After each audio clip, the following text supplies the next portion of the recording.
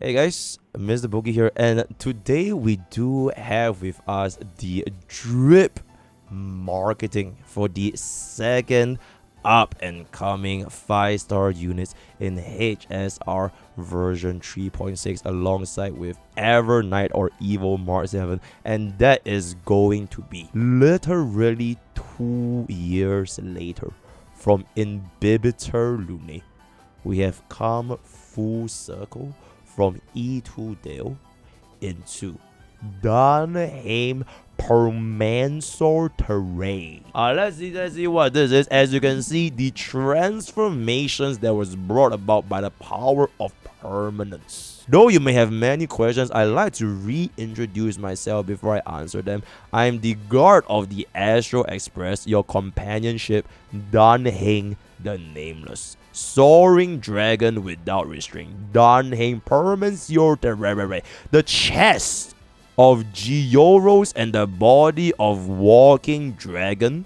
Shoulder the shattered earth, enduring 1,000 years of suffering. Actually, my man finally did 33 million, so I think he's fine. Nameless Dan Heng, Chrysos hair who guards the earth's core flame.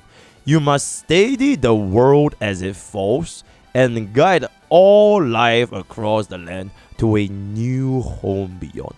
All rivers flow to the sea, mountains echo in chorus. The path of permanence shall stretch beyond horizons. Pillar of stone Gioros, right? And there. So this is going to be, let me just zoom in the big bro a little bit, right? So this is going to be our first ever preservation unit that has ever been released since Adventuring, if I'm not wrong, right? Yeah, I don't think we have gotten another preservation unit ever since Adventuring. And at long last, bro is finally gonna come here. Oh my god, his tail is pretty big.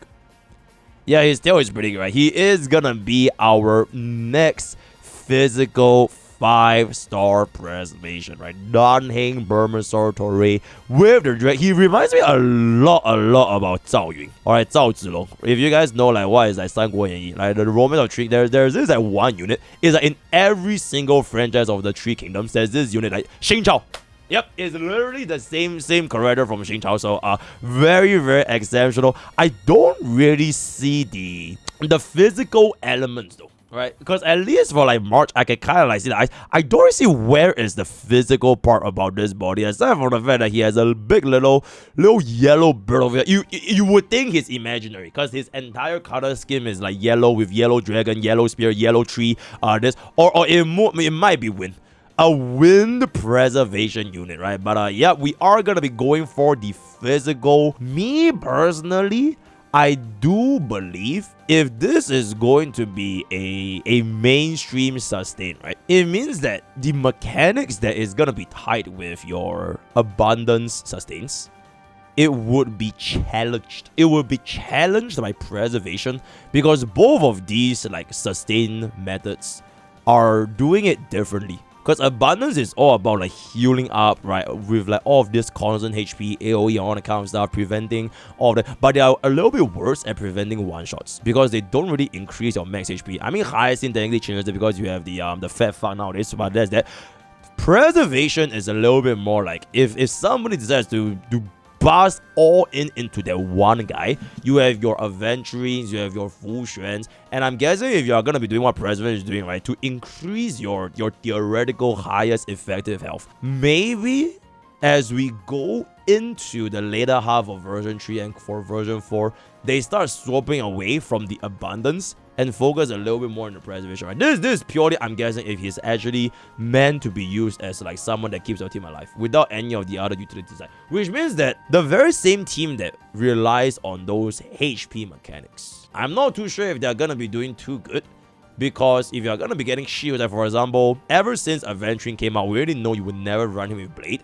Because the Blade's health drain and for example, Jingliu's health drain, it just doesn't work, right? So you really want all these kind of like health drainers. And I'm guessing if Caceres is gonna be the case, Hyacinth, Maide, you're probably not gonna be running him alongside with the more mainstream version 3 DPSs that we have seen for the past couple of patches, right?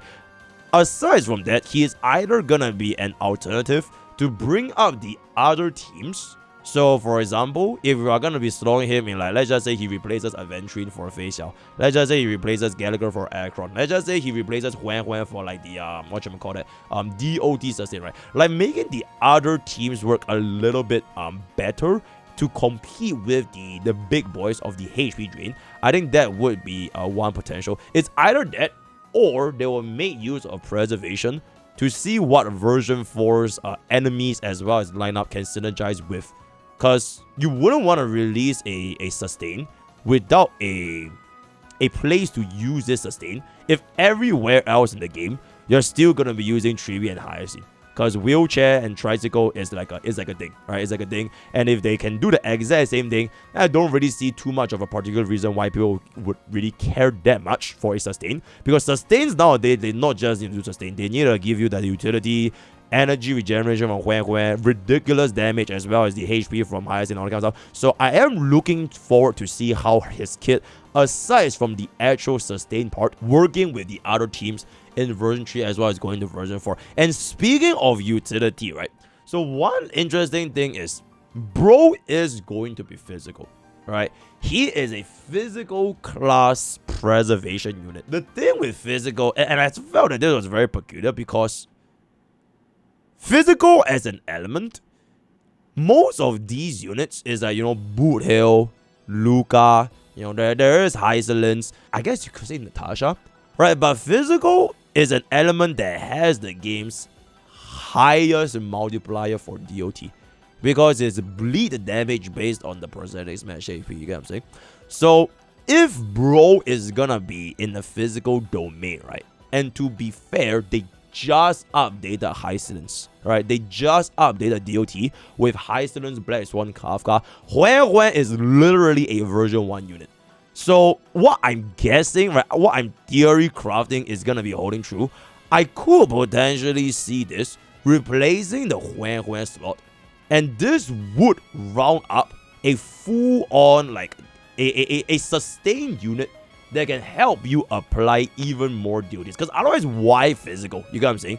And I feel like the time is just way too coincidental because version 3's team comps is already rounded up to be with Hyacinth, right? Hyacinth is like the version 3 sustain. You sustain every single version 3 team comp to a certain extent. So like for another sustain unit to come in and try to compete with Hyacinth, they have to compete in like a completely separate field. And I'm guessing since they just released the onslaught of quite a bit of physical units, right? We do have Finon and we do have Hysolence, right? Both of them, they are like, basically the version 3 physical kind of people. Finon doesn't really care about sustain, which is why Finon has the teammate with Servidra, right? And I think the timing just coincides so much. So Finon is going to be taking the Servidra pairing, Vertigo investing into a Finon specific team, and then we did just see Evernight.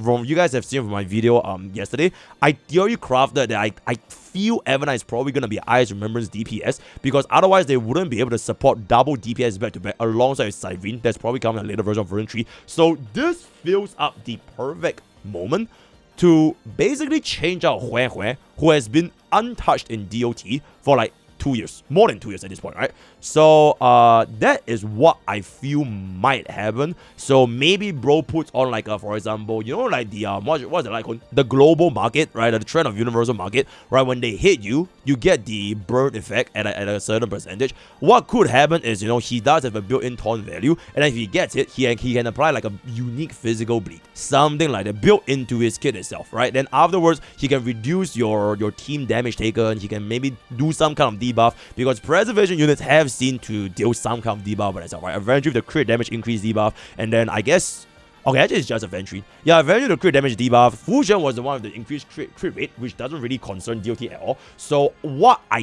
guess might happen is built-in physical bleed, some kind of defense shred or vulnerability or res pen to synergize back into with Hysolence. Then Hysolence plus Dan Heng merge into one, and then DOT mains will be like eating extremely good. If it's not going to be a DOT, like a dedicated DOT sustain, I guess the only other place is like Remembrance, like a summon DPS that doesn't make use of HP scaling. So for example, like Aglaia, right? Aglaia or maybe if March 7 pairs well with Dan Heng, that could also be the alternative path, because usually, you know, I guess it just makes sense if they want to make all three of the inter-astral journey people just work together, right? We have RMC, and then we have the Ice DPS. I'm guessing Ice DPS are March 7th, and then Bro is gonna be the glue that binds the inter-astral express journey together. Then maybe he can work as like a remembrance class sustain that's not focused on HP, but rather on the attack side of things, right? Because at this point, it's either HP or attack for remembrance, unless we have like super break remembrance one day. I don't know. Then Firefly can be great again, right? Maybe Firefly summons a fucking... I don't know, right? Yeah, so at this point, it's either HP or attack. So that could be the second alternative, right? He's gonna support the Aglaia-ish similar units, which then ties in back to my original theory where March 7th could be a Aglaia counterpart but for Ice, and then Dan Heng over here is gonna help both Aglaia and March 7th work well as a remembrance class DPS, substituting the need of Hue as they pivot fully into version 3, and then this team will then see what Cyrene has to offer, and then we're gonna go into version 4. Right? So just a quick little, I'm really just like thinking of this purely from like what Bro is gonna be offering based on everything else that we have seen for the past, I know what, 6 months, and what might be happening in the next one patch as we go into version 4, right? So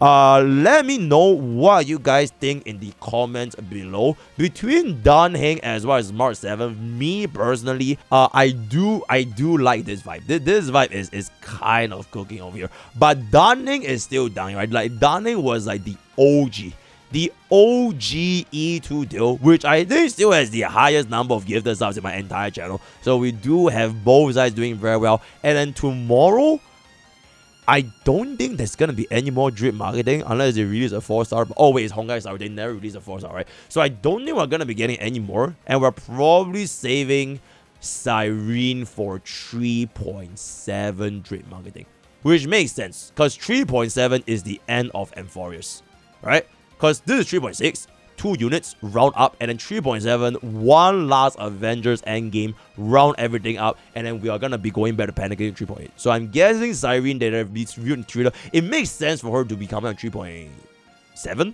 So I'm guessing this is probably going to be it, right? Okay, let me know what you guys think in the comments below. Who are you voting for? This is pretty much it. Unless we get another Forza tomorrow, then I'll see you guys again. Word of the day is going to be long. Join Twitch, join Discord, join our Patreon for anime reviews. Use code for 10% on gaming subs. All the best. We'll see you guys next time. Take care.